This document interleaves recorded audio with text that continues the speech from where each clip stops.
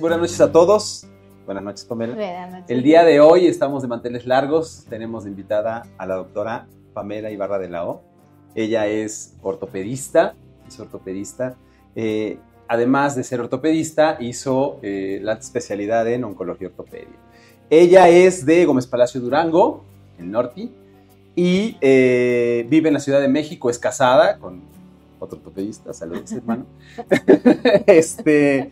Ella estudió en la Universidad Juárez del estado de Durango y después vino a hacer ortopedia aquí en el Instituto Nacional de Rehabilitación. Correcto. ¿No? Y después hizo la alta especialidad en el Instituto de Rehabilitación en oncología ortopédica. Correcto. ¿No? Ella trabaja en el IMSS desde hace 4 años por el área de ortopedia y además tiene su consultorio médico privado, ¿no? Y entre otras cosas que al ratito vamos a platicar. Ella tiene hobbies, ¿no? Cuéntanos tus hobbies. Bienvenida y cuéntanos tus hobbies. Mil gracias, muchas gracias por la invitación aquí a Vicky a este proyecto que me parece fenomenal. Y justamente cuando estábamos platicando un poquito de la planeación de esto, me hiciste pensar y me hiciste retomar cosas en las que hace tiempo no pensaba, porque creo que al final la vida te va llevando por caminos muy diversos y vas modificando tu estilo de vida. Y recordé que había un par de cosas que eran mis hobbies de siempre y me fascinaban, como bailar era uno de ellos. Yo era una persona que yo creo que desde los 15 años me fascinaba esto del antro. Siempre he sido una persona muy chiquita, ahorita me ven así a la altura más o menos de Vic, pero tengo como 3 cojines abajo, entonces soy muy pequeñita, mido como unos 56, una cosa así. Entonces me metí de contrabando a los antros, me fascinaba bailar, cada fin de semana prácticamente lo hacía, cantar igual, ya lo viste alguna vez en alguna reunión social que hemos tenido ahí con el karaoke. Yo creo que esos son como los hobbies que más disfruto. Actualmente ya me he enfrascado mucho más en una vida como más tranquila, un poco más sedentaria. Desafortunadamente tengo que reconocer que soy muy sedentaria. Y me fascinan sobre todo las series policíacas. Mucho sobre todo esto del análisis conductual y el estudio del comportamiento humano y qué lleva a una persona a desarrollar tal o cual, llámese perversión, enfermedad. Creo, y al final volvemos al ámbito médico, que todas esas cosas están muy relacionadas con química cerebral que aún desconocemos. Creo que por ahí va a haber un futuro impresionante en la investigación y me fascina mucho. O sea, todo eso hay un par de series, sobre todo Criminal Minds, que fue súper popular incluso en toda Latinoamérica, y Mindhunter, que desafortunadamente después de 2 temporadas ya no hubo una tercera porque era muy caro el costo de producción, pero me encantaría ver una tercera temporada. Me fascina el análisis de todas las perversiones de la mente de la gente. Yo creo que soy un poco también pervertida por ahí. Bueno, muy bien. Ese es mi hobby principal actualmente, pero bailar y cantar eran como los principales, lo que más me llamaba. Bienvenida, Pamela. Muchas gracias por estar aquí con nosotros. Pamela, como ya lo dijimos en un principio, es ortopedista y para las nuevas generaciones, Pamela, que una mujer llegue a ortopedia ya es un poquito más normal, ¿no? Así es. En las generaciones en las que nosotros estuvimos en la residencia no era tan normal, ¿no? Y más siendo pocket, ¿no? Mini, exacto.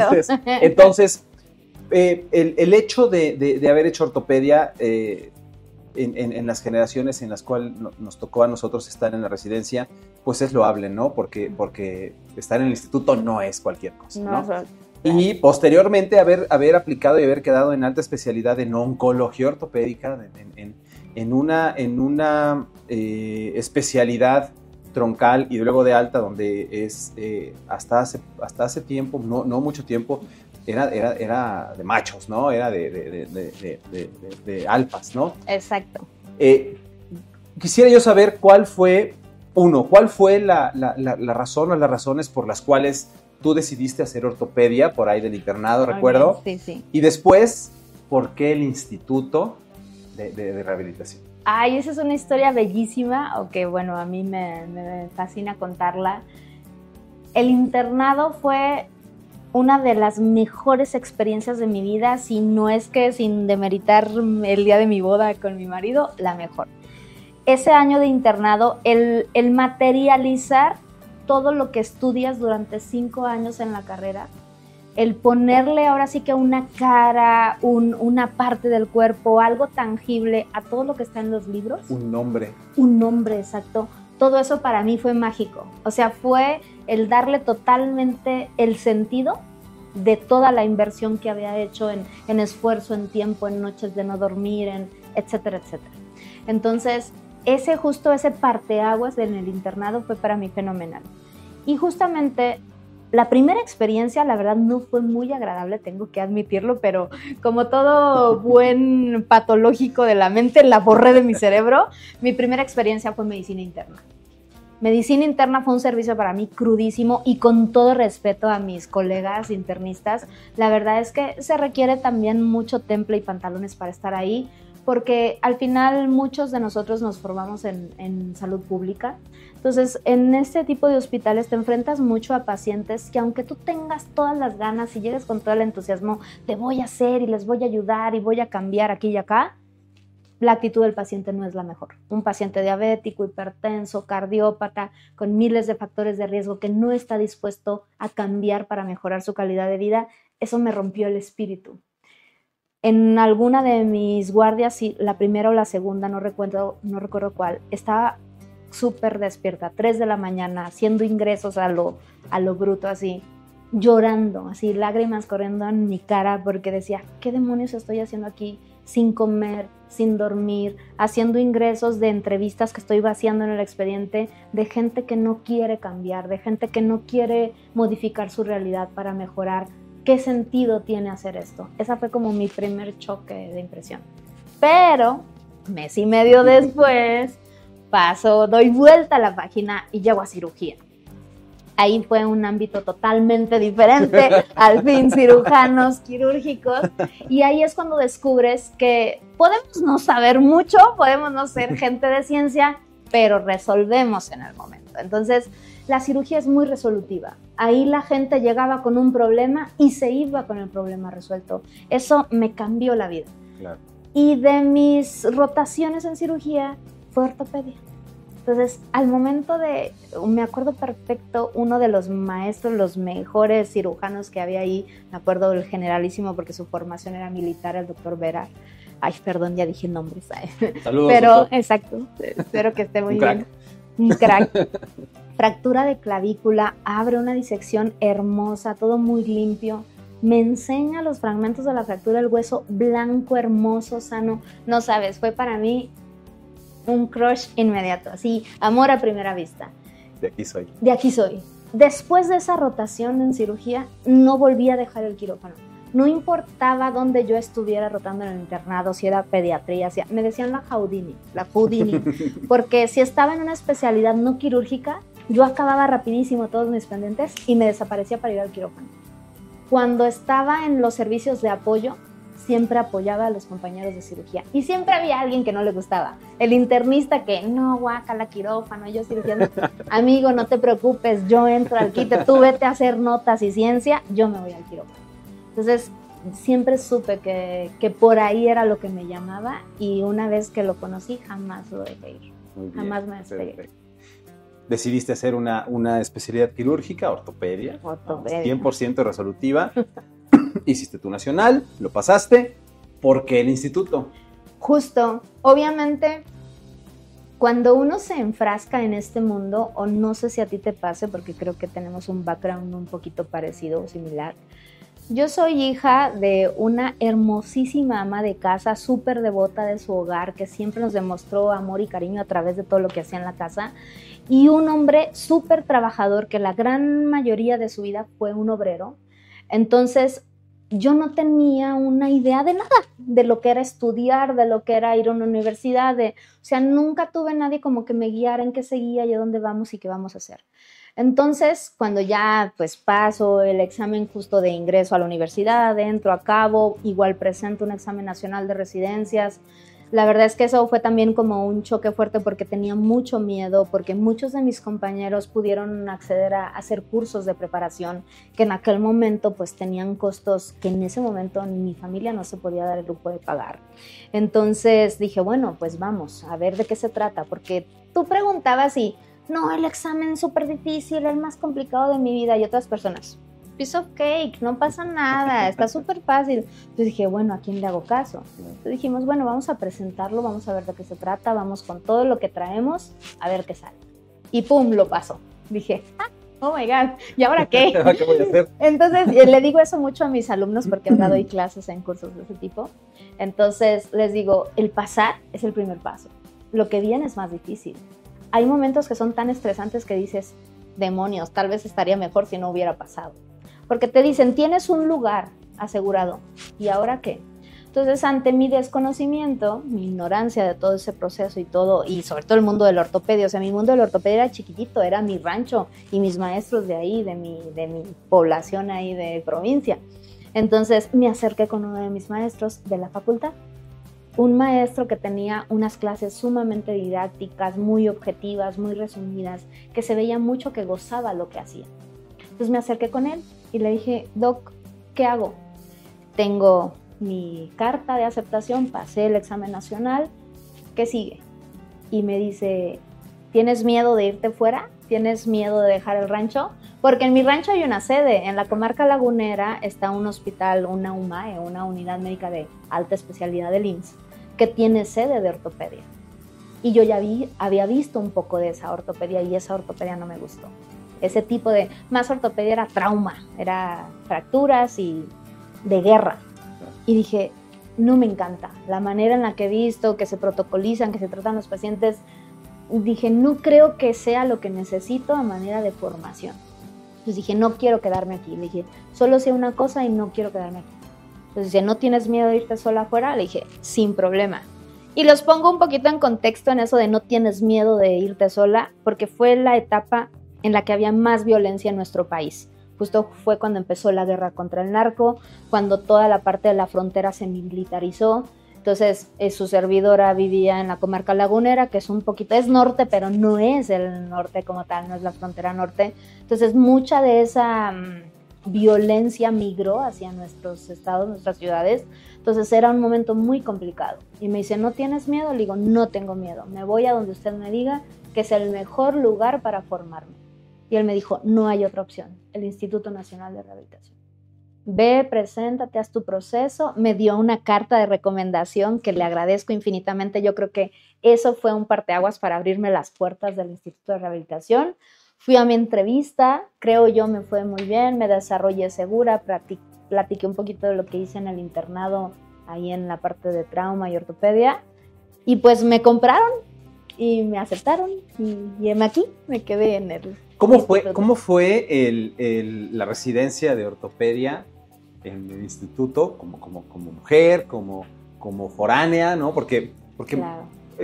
Muchas veces la gente que venimos de fuera no sabemos a lo que nos vamos a enfrentar, pensamos que todo es color de rosa y pensamos que me va a ir muy padre porque mi maestro me dijo que me va a ir padre y de repente te enfrentas a una realidad muy diferente, ¿no? Te enfrentas a una manera de pensar, de ser, de actuar, de responder muy diferente a la gente de afuera, ¿no? O sea, sí. Tienes que cuidar hasta lo que dices, cómo ves, ¿no? Cuéntame eso. Te tienes que cuidar en todo momento y de todo, simplemente la ciudad. O sea, al final hay gente a la que le molesta que le llamemos provincia, lo que no es la Ciudad de México, pero la verdad es que somos provincianos. Cuando tú ves la cantidad de gente que se mueve aquí en el transporte público, en una vialidad, es inmensa. Uno no está preparado para muchas de esas cosas. Entonces, afortunadamente, tuve un padre y una madre que siempre me empoderaron mucho, siempre me hicieron sentir muy segura de mí misma, pero también eso fue muy de la mano a cuidarme. O sea, siempre estar a las vivas de y esto acá y esto allá y, por ejemplo, cuida lo que bebes y que nadie se acerque a tu bebida y que siempre sean cosas cerradas. O sea, siempre me desarrollé en un entorno de, siento yo, exacto, muy a las vivas y de siempre estar pendiente, o sea, de nunca bajar la guardia. Y creo que eso me ayudó mucho acá. Cuando llego a la residencia, efectivamente es un mundo en general, la ortopedia y la traumatología, sobre todo, porque hay gente que dice, yo soy traumatólogo, no soy ortopedista. Hay un poco de diferencia. La traumatología es como la parte justo aguda, fracturas, esguinces, luxaciones, todo lo que es traumático, literal. Y la ortopedia es todo más como un poquito crónico, enfermedades de nacimiento, congénitas, cosas que son un poquito más de estudio, biomecánica, sí son cosas diferentes. Al final nos formamos para dominar las dos. Pero bueno, la trauma por sí sola era como de gente engorilada, así gigantesca. Yo tengo maestros enormes, robustos, peludos, literal, un simio le viene corto a algunos de mis maestros. Entonces, pues yo vengo a romper con todo eso. Yo soy muy pequeñita, soy muy finita, les digo, mido como unos 50 y tantos, soy muy delgada de complexión. Bueno, ahorita ya he agarrado un poquito de más esponjosidad, pero siempre he sido muy fina. Entonces, la verdad es que sí venía a romper como ese paradigma del ortopedista, del traumatólogo. Y llego a un hospital donde creo que les estoy hablando mucho desde un punto de privilegio, como esa gran palabra que ahora usamos mucho, porque es un hospital que es un Instituto Nacional de Salud. Los institutos nacionales de salud se cuecen un poquito aparte de toda la salud pública.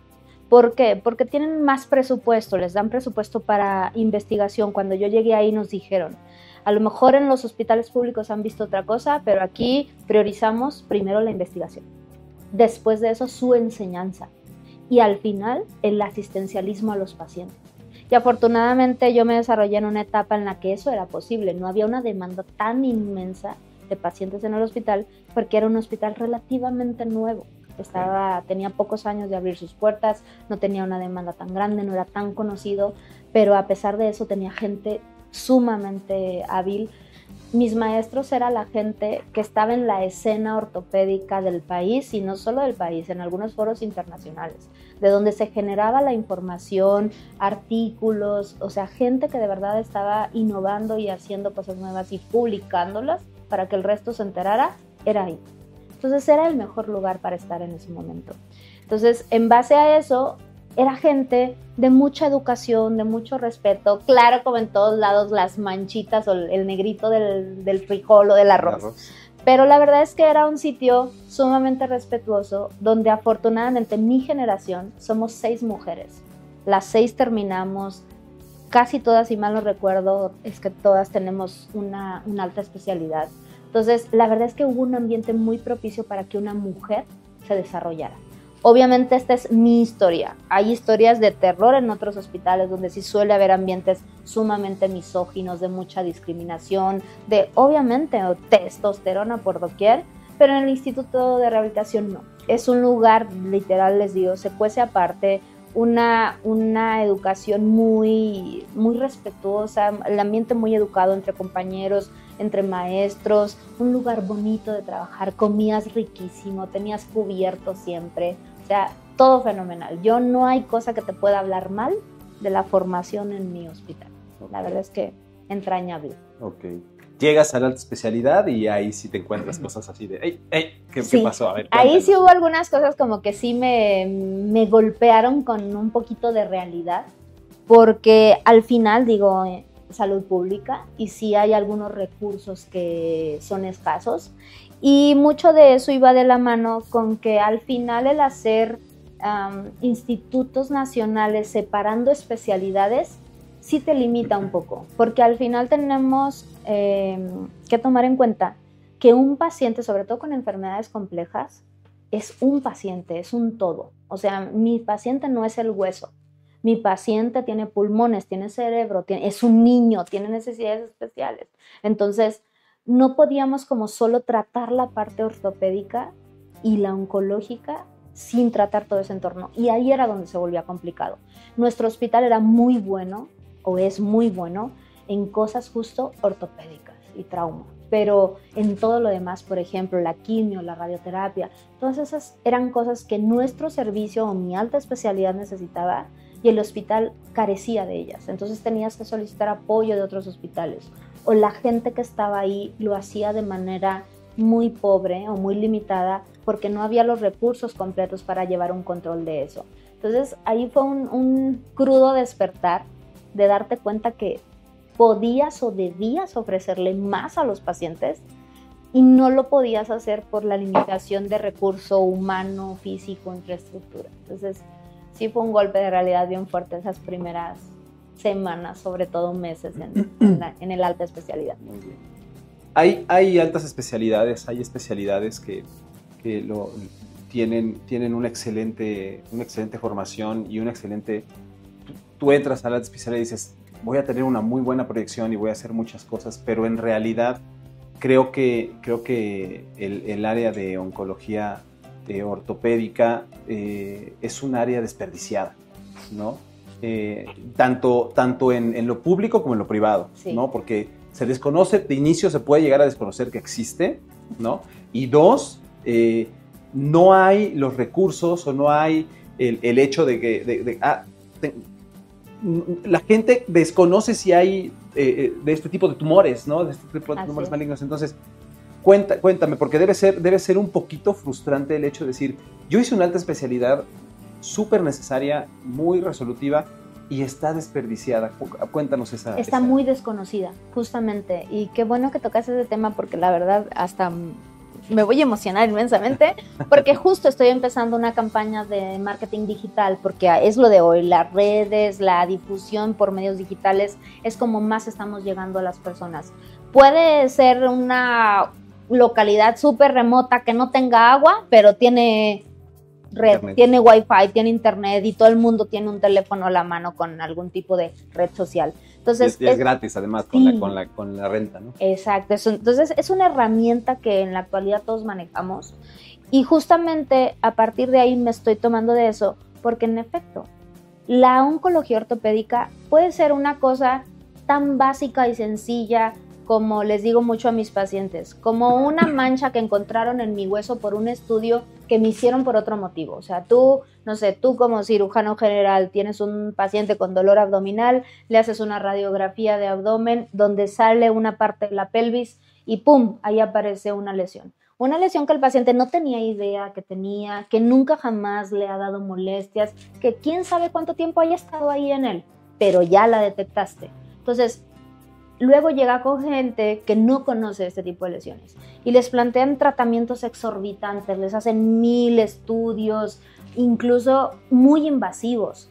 Estamos hablando hasta de medicina nuclear, donde te meten por la vena un radioisótopo y entras a un tomógrafo, cuando ni siquiera eran necesarios, cuando desde una radiografía simple te podías dar cuenta que era una lesión totalmente benigna, sintomática, un hallazgo sin importancia que encontraron por otro motivo y que al paciente le pudiste haber dicho, no pasa nada, es un lunar en tu hueso, vete a vivir tu vida y hacerlo todo normal, ¿no? Hasta algo tan grave como un sarcoma, que es un cáncer, sobre todo en el hueso, me pasa mucho, adolescentes, con dolor y dolor y dolor, y sí fue, no sé, tras una contusión. Está creciendo, ¿no? Dolor de crecimiento o una tendinitis, claro. Y cuando los exploras traen una bola gigantesca, tendinitis mispolinas. ¿Por qué no le tomaste una radiografía de 300 pesos claro. En un similar y te diste cuenta que traía una lesión? Algunas veces me llegan aún con la radiografía y aún con la radiografía no se dan cuenta que estaba la lesión.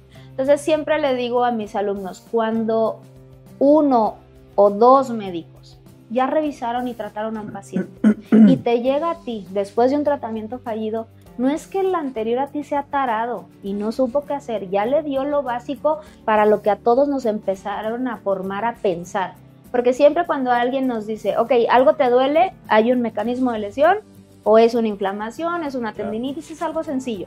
Pero si ya le diste 1 o 2 desinflamatorios, un medicamento para dolor fuerte y no se le quita, piensa diferente. Ahí dale vuelta a la página, ¿no? Claro. Entonces, eso es lo que está muy desconocido, tanto en médicos como en pacientes. Y la tercera, cara de esta justamente disyuntiva con la ortopedia oncológica, gente que detecta esas patologías, incluso especialistas de ortopedia y traumatología, que las detectan y sin saber meten mano. Hacen biopsias, hacen tratamientos, muchas veces inadecuados, incompletos, no indicados. Y eso nos está rompiendo mucho, o a mí en específico, en mi especialidad, me está rompiendo mucho porque el paciente está quedándose con gente que no debería tratarse y generando una desconfianza al final, porque si el tratamiento no es bueno, si la evolución no es buena, luego anda como judío errante batallando. Y se generaliza, ¿no? Además, ¿no? Y es muy triste que la gente no aprenda a respetar de los tumores siempre digo, todo el mundo cree que sabe de tumores hasta que se da cuenta que no sabe de tumores, porque meten mano y todo. Al final mucho de esto es un interés económico que perseguimos, porque al final es nuestro medio de vida, no lo podemos negar, pero yo creo que se vuelve un poquito mercenario el asunto cuando no aceptas tus limitaciones.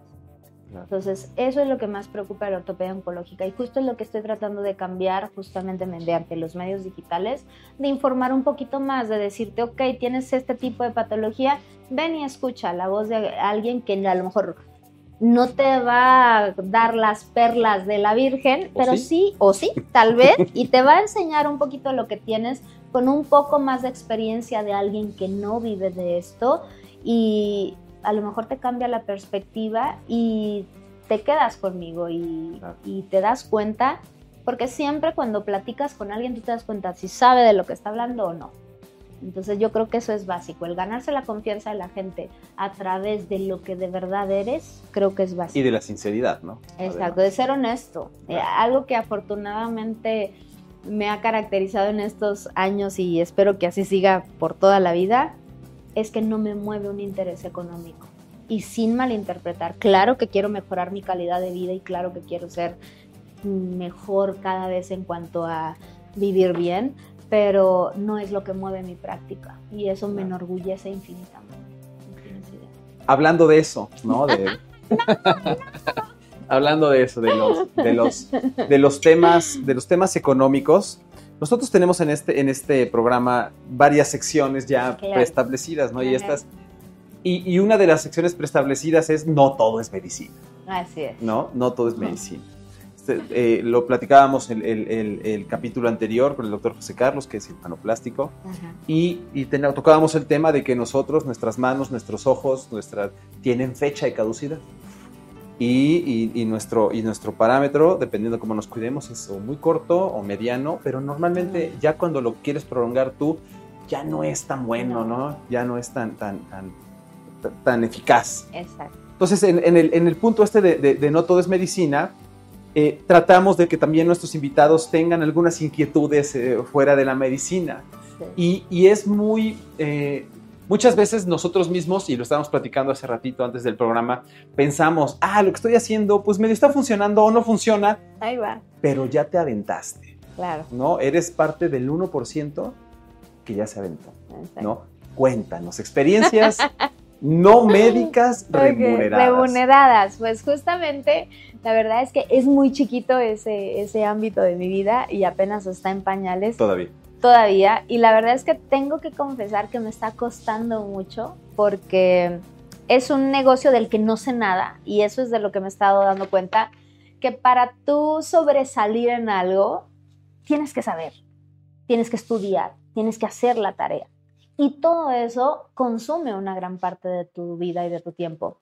Entonces me enfrasqué con mi socio, en realidad somos un par de familias, mi marido y yo y él y su esposa, y nos aventamos a poner una cafetería en una torre de consultorios. Entonces dijimos, bueno, por aquí estamos pegados todavía un poco en el ámbito médico, pero bueno, pusimos un espacio donde hay una cafetería y damos básicamente servicio de café a la gente que habita y se mueve por ahí en la torre de consultorios. Y es complejo.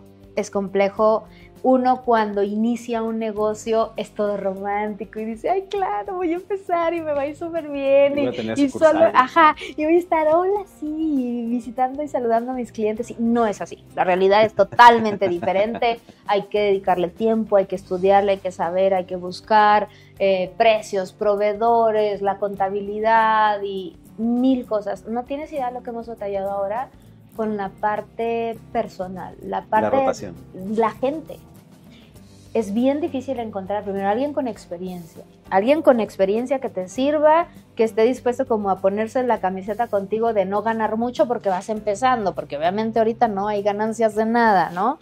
Pero que tenga el compromiso y la seriedad. No tienes idea, a la hora de hacer entrevistas, justamente me pasó hace unos meses que estábamos justamente en este proceso de búsqueda, y publiqué un anuncio en las redes. Sí, claro, todo el mundo te contesta y te pregunta, y muchos interesados, y dándoles la dirección y confirmando así, dame tu nombre, tu teléfono, te llamo, le estoy hablando para mañana la entrevista, para el servicio de barista, No sé, te voy a decir que confirmé como 10 personas. ¿Sabes cuántas aparecieron en la entrevista? Una. Después de que todas, un día antes, horas antes, por teléfono, formalmente, dándome su número, me confirmaron, una apareció. Fue una decepción impresionante de la falta de seriedad y compromiso de la gente. Esta como nueva ola de esconderte tras una foto que puede ser falsa o no, de una red social, un nombre que puede ser el tuyo o no. Y no tener la seriedad de, si te digo que voy a ir a tal hora y tú dedicas una parte de tu tiempo a eso y yo no vaya, me rompió el corazón inmensamente, fue súper triste. Entonces es una de las tantas vicisitudes del negocio con las que uno tiene que lidiar, además de pues no conocer cómo llevar una contabilidad, dónde buscar proveedores, qué cosa es más barata, qué no. Y entonces estamos ahí en el estira y afloje de decir, ¿está funcionando esto? ¿En verdad está haciendo un negocio, una ganancia? ¿O solo está como consumiendo más de mi tiempo que yo podría dedicarme a otra cosa? En este caso, yo, porque yo soy mi negocio, yo soy mi inversión, al menos en esta parte de mi vida es a lo que más me estoy dedicando. Muy bien. Y me está costando trabajo, tengo que admitirlo. Paciencia. Me falta paciencia. Paciencia. Es algo muy importante que estamos platicando. Paciencia, y tú lo dijiste, estudio, ¿no? O sea, sí. Me voy a meter en un ámbito empresarial y es qué bueno que tocas ese tema, porque los médicos creemos que sabemos hacer negocios y no. No. Sabemos operar, sabemos ver pacientes. Claro desde el día sabemos movernos en nuestra microesfera, que es muy pequeña, ¿no? Y entre más vas avanzando en la especialidad, en la especialidad, pues son 30, 40, 50 oncólogos ortopedistas, ¿no? Entonces, cuando tú dices, pues yo soy chucha cuerera y todo me sale bien y le sé a todo, y te llega ese golpe de realidad de no, la vida es diferente, el negocio es diferente, pero bueno, se trata de paciencia y creo que ustedes ya hicieron como te lo dije hace ratito, ¿no? Ya se aventaron, sí, ¿no? Salir de la zona de confort. Ahora hay que aguantar, ¿no? Claro. Aguantar y estudiar, ¿no? Estudiar que no todo es medicina, ¿no? Exacto. Buscar estrategias para hacer que las cosas funcionen. Este es un tema bien bonito porque ha causado mucha controversia. La amistad entre médicos, ¿no? Se dice, y varios de los invitados nos han dicho, el peor enemigo del médico es otro médico. Y podría ser cierto, pero varios nos han dicho, pero mi familia escogida, mis mejores amigos son médicos. Así es. ¿Cuál es la diferencia? Cuéntanos. No, totalmente de acuerdo, porque son las dos caras de la moneda. Yo de la ortopedia he encontrado las mejores fases de mi vida, simplemente porque en la residencia encontré al amor de mi vida, mi marido, con el que llevo felizmente casada casi 10 años. Entonces, eso, obviamente me ha dado una estabilidad económica para vivir como quiero o como he planteado mi vida y desde el principio fue mi plan. Y me ha dado algunas personas que se han quedado desde el momento uno, que son ahora los amigos más entrañables, con los que no importa qué, no importa cuándo, no importa en qué momento, yo sé que puedo hablar y puedo recurrir a ellos y ahí están. Y ahí están, ¿no? Y no importa si te peleas, si te deschongas, si tienes diferencias de opinión sobre un caso, si yo lo operaría así, si yo lo operaría así. Tenemos una confianza tan amplia que nos lo podemos decir de frente. No, es que no manches, y así, ya está. Y las peleas más encarnizadas y las discusiones más acaloradas son con ellos. Pero son personas que han estado ahí desde el día 1 de la residencia y otros incluso desde antes. Y son las personas, como dices, la familia elegida y que sé que siempre van a estar ahí. Entonces, esa parte te la da la convivencia al final, creo yo, de conocerte en tus momentos más vulnerables, más feos. Y de quedarse ahí. Sí, los que no le enseñarías a nadie, así, del mal aliento de la mañana, del mal genio de no haber dormido todo el día. De tener hambre. De llorar porque todo te salió mal, así, del peor día de tu vida y esa gente estuvo ahí, y al final del día, vámonos por una chela, necesitas relajarte. Claro. Tienes hambre, te traje algo. Exacto, ¿no? sí, justo. Una de ellas, la doctora Arla Medina, el día de mi boda, los nervios, el estrés de que todo salga bien y querer tener todo bajo control, porque al final obsesivos, compulsivos, ¿no?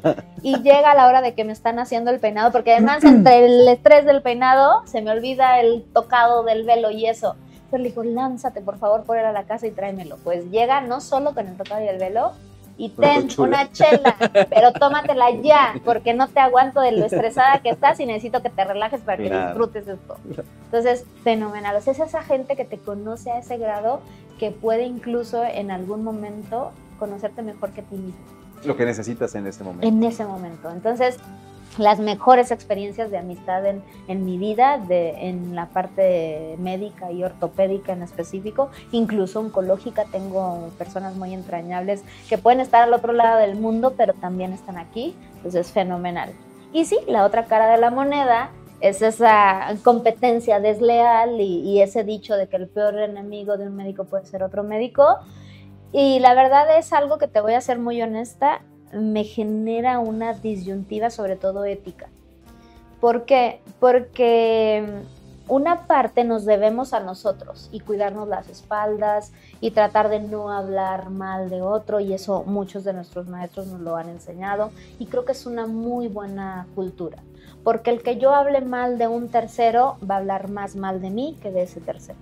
Yo creo que el paciente así lo percibe.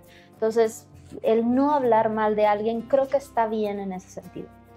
Pero ¿qué hay cuando esas malas decisiones y esos malos tratamientos y ese mal camino por donde llevó un tercero al paciente de verdad están afectando su pronóstico de vida? Y eso me pasa mucho en la oncología. El que alguien haya tenido el hambre, las ganas o la soberbia de hacer simplemente una biopsia que puede arruinar todo el pronóstico de un paciente, ¿qué haces? ¿Le dices? ¿No le dices? Si el paciente además te está incisivamente preguntando directamente, como decimos en mi rancho, derecha a la flecha, sí, te está preguntando, ¿me hicieron mal esto? Sí. ¿Es producto de esto? ¿Dónde está también la línea delgadita en la ética de decir, tengo que decirle la verdad a este paciente? O me callo y omito y protejo al que sé que hizo mal. Entonces creo que es una decisión muy difícil en la que en muchas situaciones estamos muy, pues no sé, divididos, pero creo que al final lo debemos de manejar con la mayor gracia posible y educación. Pero la verdad es que si algo me ha enseñado la vida es que tienes que ser leal a ti mismo, a lo que piensas, a tu educación, y una gran parte de eso para mí es ser leal a mis pacientes. Entonces sí los cuido mucho. La verdad es que lo que quiero transmitir al final es que esa persona entienda que si no sabes, no puedes, no sabes cómo dar el seguimiento, no te quedes ahí, suelta al paciente. Pide ayuda. Pide ayuda. Claro. Aquí estamos. Yo siempre a mis alumnos y en todas las conferencias que doy, siempre pongo mi correo, mi WhatsApp, mi QR. Claro. Pregunta, manda un mensaje. Siempre hay alguien que puede saber más que tú. Y decir, yo no hago siempre hay alguien que sabe más que tú. Siempre. Yo la verdad es que te puedo decir que tengo atrás un background gigantesco de maestros que considero mis amigos, porque además tengo una suerte que siempre el caso que es del no libro, porque los libros dicen así y así, y en tal paciente dice, ve a Sasa. Y te llega. No, me llega el que no se parece en nada a eso. Tengo un par de casos, incluso tumores, que no han podido clasificar con un diagnóstico histopatológico. Investigación de Pamela. Vas a ver. Literal, así el paciente de Pamela es un apartado diferente. Y en esos casos he tenido, maestro, tengo esto, ¿qué hago? Claro. ¿Usted qué me recomienda? Ahí le va el material, revíselo, ahí le van todas las imágenes, claro. Así esa. Y me regresan su feedback. Entonces, para mí es una seguridad impresionante de saber, no estoy sola, esto es trabajo en equipo y siempre tengo a alguien atrás que sabe más que yo, que me apoya. Y eso para mí es infinitamente agradecido. Quirúrgicos somos. ¿No? Y en el camino andamos. ¿Qué opinas de los brokers? No quiero hablar de eso, por favor. Justamente, creo que se está generando un ambiente, y en específico en ortopedia, no sé cómo te vaya a ti como cirujano en general, pero si has tenido la inquietud en algún momento de revisar la estadística de productividad de un hospital particular, gran parte de ello es ortopédico. Las urgencias y la cirugía, como el 70%. Exacto, como traumatológica como ortopédica, está justamente desarrollando ese ambiente. Entonces, ¿qué está pasando con las aseguradoras y todo este rollo comercial? Que se han dado cuenta que es una parte muy importante de sus gastos y sus desembolsos, más porque los accidentes normalmente, como las fracturas, por ejemplo, te lo cubren sin deducible y coaseguro. Entonces, todo eso es enteramente desembolso de ellos. Entonces, si tú dices, ok, aquí estoy perdiendo, ¿cómo me puedo ahorrar algo? Entonces, ¿de qué manera lo están haciendo? Pagando honorarios miserables. Y eso nos afecta mucho. Incluso a la hora, a veces, a mí me pasó con mi broker, me venden un seguro y me dicen, pues tenemos la tarifa A y la tarifa B. Tiene derecho a los mismos hospitales. ¿Cuál es la diferencia? Le digo, entonces, ¿por qué una es más barata que la otra? Ah, pues porque en la A, como ustedes luego son médicos y no se cobran entre ustedes, en esta tarifa A, los honorarios para el equipo médico son más bajos que en la B. Le digo, esa pregunta ni siquiera la deberías de hacer. Tenemos derecho a honorarios dignos por el trabajo que hacemos. Y la decisión de si le cobro o no a mi cuate es mía, claro, no tuya, aseguradora. Esa opción de poder ofertar eso ni siquiera debería existir. Punto número 1. Punto número 2, en base a eso de tratarse de ahorrar esos costos exorbitantes, entonces están buscando gente que trabaje por honorarios miserables. Claro. Y eso es lo único que nos parte. No saben cómo le hacen daño a todo el gremio. Porque en aras de que, bueno, yo me embolso 3, 4 pesos por 10 procedimientos que me están mande, y se los robo. Lo malo es eso, que además no solo es que tú trabajes con un broker y aceptes lo que él te mande y sus honorarios miserables o no y le des una comisión, sino que además se roban pacientes. Te estás quitando, ¿no? Y lo peor es que están haciendo un terrorismo inmenso con los pacientes. Llegan pacientes a mi consulta y me dicen, no, doctor, es que mi broker me dijo que tiene que ser en tal hospital porque si no el seguro no me cubre o me van a cobrar tal y tal y tal y tal. Y no es cierto. Pero el paciente tiene tanto miedo de que le cobren 2 pesos más que le hace caso al broker. Entonces, creo que las aseguradoras en algún momento van a tener que tomar cartas en el asunto.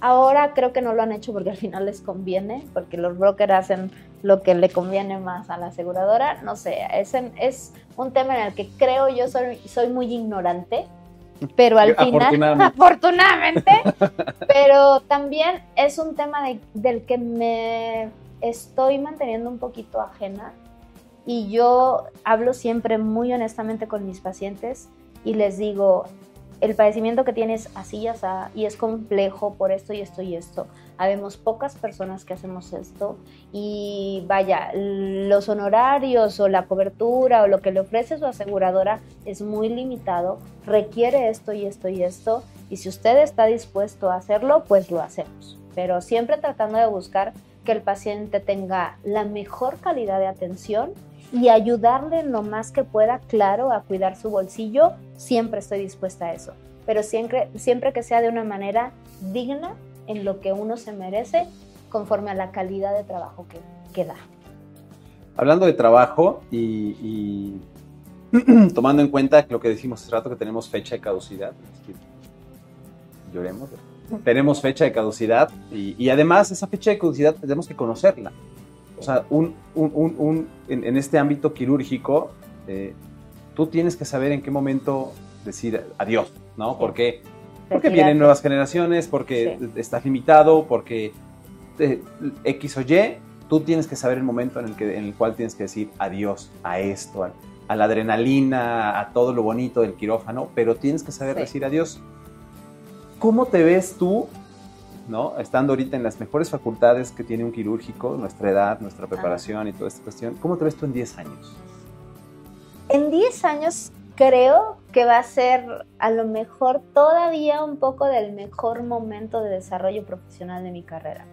En 10 años todavía me veo siendo muy productiva, tanto quirúrgicamente como académicamente, que es el enfoque que más le quiero dar conforme pasen los años. Me gusta mucho la enseñanza, me gusta mucho la academia, me gusta mucho estar cerca de la gente joven y las nuevas generaciones, que tienen ganas de aprender. Porque también he estado con generaciones nuevas y pequeñas para las que todo es un favor y nada quieren poner de su parte. Ese tipo de personas no me gusta invertir mucho mi tiempo. Pero en las que tienen ganas y tienen sed de desarrollar lo que traen ahí adentro, me fascina.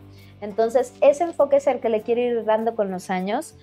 En 10 años me veo muy productiva, quiero producir más academia, quiero publicar, quiero seguir colaborando en la redacción de libros, que es algo que yo no sabía que podía hacer y se me hacía una cosa para mí como fuera de mi liga, y ya empecé a incursionar en ese ámbito.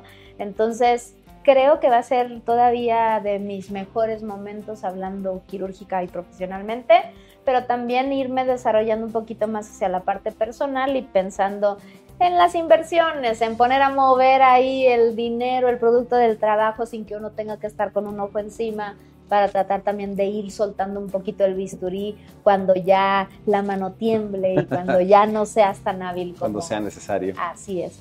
Creo que es bien difícil, no creo que sea un momento para el que nadie nos prepare, así como nadie nos enseña a cobrar de jóvenes, nadie nos enseña cuando te tienes que retirar de momento, viejo. ¿no? Tienes que saberlo.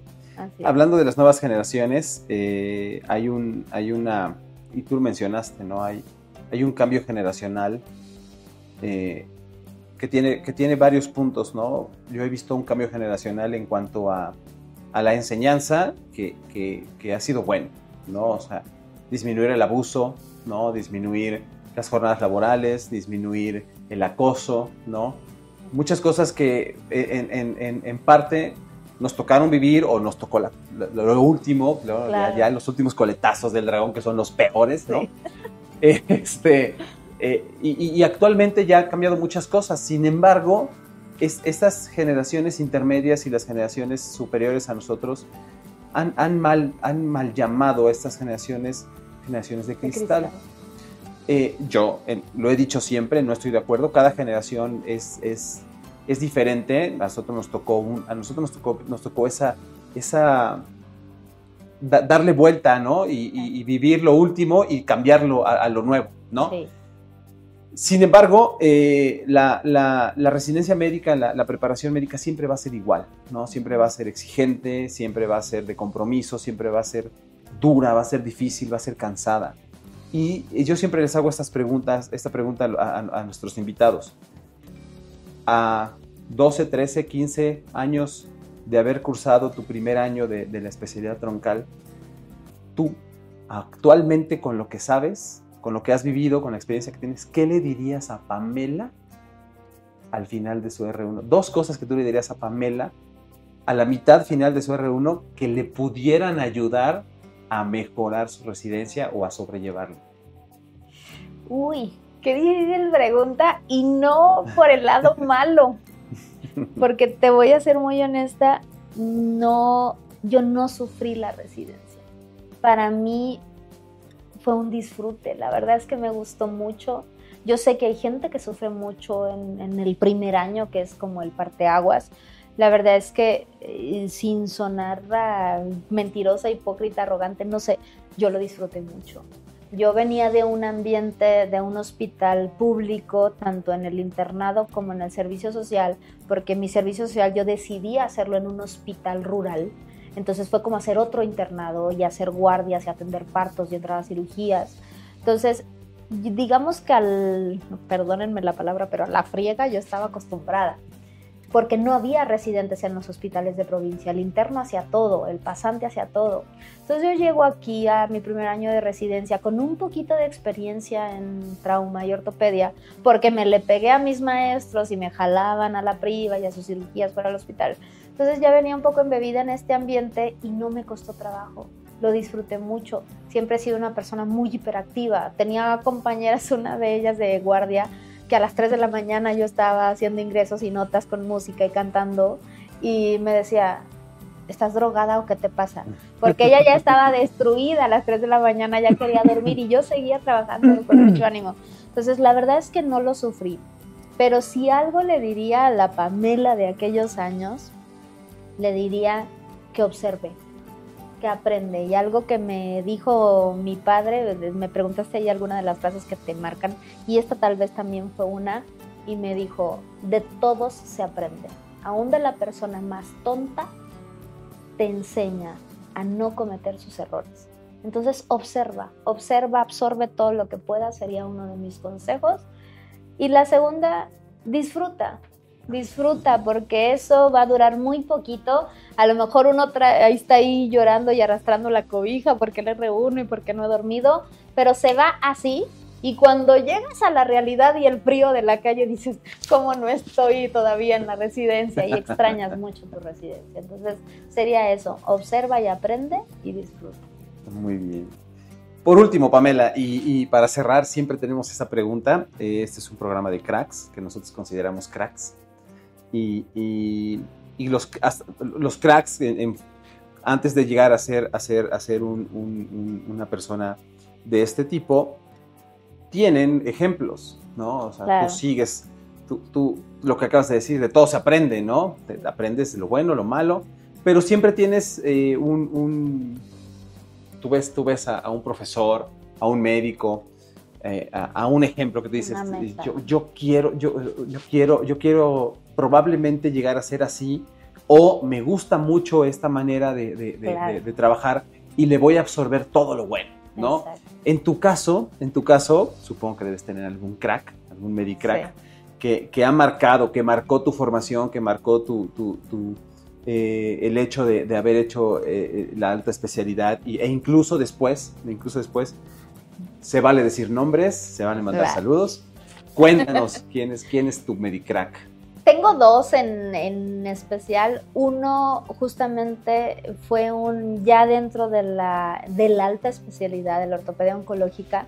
Fue una persona que gracias justamente al camino que me fue trazando uno de mis maestros entrañables, el maestro Luis Miguel Linares del Instituto de Rehabilitación, me mandó con él a rotar en Madrid, España. Estuve ahí un par de meses con él. Es el doctor Eduardo Ortiz Cruz. Él es un colombiano que se fue a hacer el examen de especialidad de residencias a España y después ahí se quedó y hizo una práctica sumamente exitosa en ortopedia oncológica en España.